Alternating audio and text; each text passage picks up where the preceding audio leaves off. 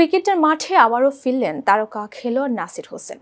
আইসিসির দুর্নীতি বিরোধী আচরণবিধি ভঙ্গ করে 2 বছর নিষেধাজ্ঞা পেয়েছিলেন আলোচিত ও সমালোচিত এই ক্রিকেটার। শাস্তির শর্ত পূরণ হওয়ায় সেটা আজ শেষ হয়েছে এবং আজই ক্রিকেট খেলতে নামলেন তিনি। ঢাকা প্রিমিয়ার ডিভিশন ক্রিকেট লিগে রূপগঞ্জ টাইগার্সের হয়ে গাজী গ্রুপের বিপক্ষে খেলতে নেমেছেন নাসির। ম্যাচে এখন পর্যন্ত 10 ওভার বল করে 31 রান দিয়ে 1 উইকেট নিয়েছেন তিনি। তার দল 125 রানে গাজীর 8 উইকেট তুলে নিয়েছে।